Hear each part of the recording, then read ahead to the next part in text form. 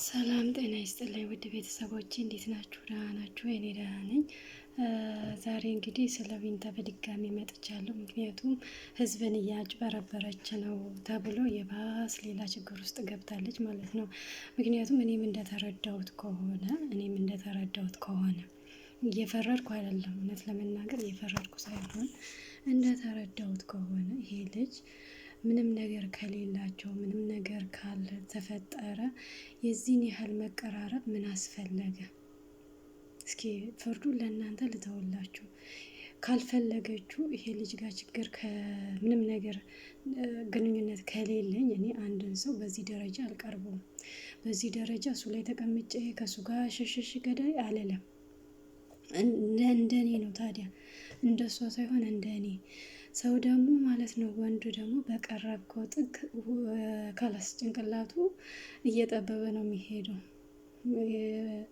ይሄ የወንዶች ባህሪ ነው፣ የሁሉም ወንዶች ባህሪ ነው። ሴት ልጅ ስትቀርበው በሌላ ነገር ስለሆነ ሀሳባቸው። ስለዚህ የዚህን ያህል ደግሞ ወንድ ልጅ መቅረብ እኔም እንደ ራሴም ሳስበው ከባድ ነው። አብረው ነበረች፣ አብረው እየተዝናናች ነበር፣ እንዲ አብረው ትዋኝ ነበር። ይሄ ሁሉ ካልተፈለገ ምን አስፈለገ ነው።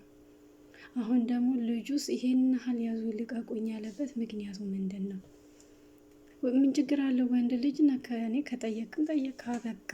የዚህን ያህል እርምጃ መሄድ ማሰደብ፣ ብር እየከፈልክ ለሷ ስደዋት ብለህ ብር ከምትከፍል ስንት የተቸገረ ወገኖች አሉ፣ ስንት የተራቡ ወንድም እህቶች አሉ። እንዴ ለእነሱ አሰጣቸውም?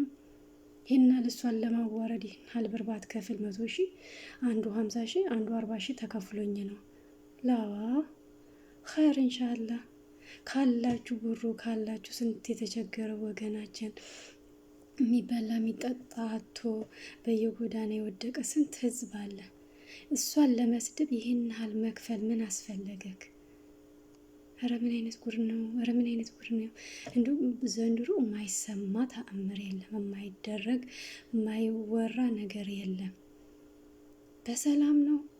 እናንተ አይደብራችሁም? ቆይ እናንተ ራሱ አይደብራችሁም? ቢላሂ አለይኩም አይደብራችሁም? ማናት እሷ ይህን ያህል እሷን ለመሳደብ ይህን ያህል ብር መክፈል ምን አስፈለገ? እና ያልገባን ደግሞ እኔ ከኔም ጅምር ያልገባን አለን። እሷስ ለምንድን ነው የዚህን ያህል ርቀት መሄድ የፈለገችው? አንዳንድ እየገባንበትን ሳንወጣ ሌላ ችግር ይዘን ባንመጣ ለራሳችን ጥሩ ነው። አንዱን ችግር ስንወጣ ሌላ ችግር ውስጥ ብንገባ የተሻለ ነው የሚሆነው። እሷ ገና ከልጁ አባት ጋር ክርክር ላይ ናት። ገና አባት እስከዛሬ የት ነበረ አላቅም። አሁን መጥቶ አባት ነኝ የልጄ መብት ይጠበቅ ብሎ ማለት ነው። የልጁን መብት እያስጠበቀ ነው።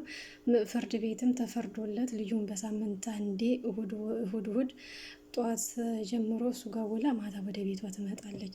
ይሄንን ሳትፈጪ እንደገና ሌላ ሰው ጋር መጠጋት አይደለም። እኔ በበኩሌ እንደ ራሴ ማየት ራሱ ከባድ ነው የሚሆነው።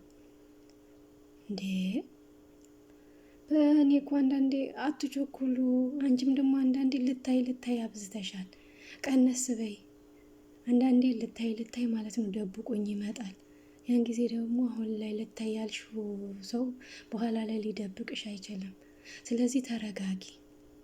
አንቺ ኃላፊነት አለብሽ፣ የልጅሽ ኃላፊነት አለብሽ። የልጅሽን ኃላፊነት ለመወጣት ደግሞ አንቺ መጀመሪያ ሰከን ማለት አለብሽ። እርግጥ ገና ልጅ ነሽ፣ ወጣት ነሽ፣ ገና ብዙ ነገሮች ይጠብቁሻል። እነዛ እንዳለ ሆኖ አሁን አንቺ ኃላፊነት አለብሽ። ልጅሽ ከአንቺ የምትማረው ብዙ ነገር አለ። ልጆቻችንን እኛ በቀረጽናቸው ልክ ነው የሚቀረጹት።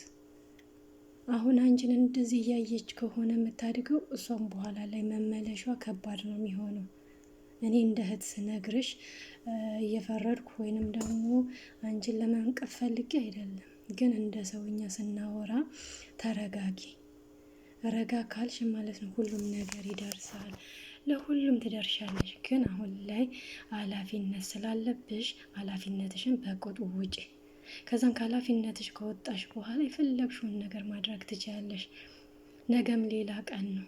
ነገም ደግሞ ከዚህ የተሻለ ነገር ይጠብቅሻል። ለማንኛውም በቀጣይ ቪዲዮ እስክንገናኝ ድረስ በያላችሁበት ሰላማችሁ ብዝት ይበልልኝ ባይ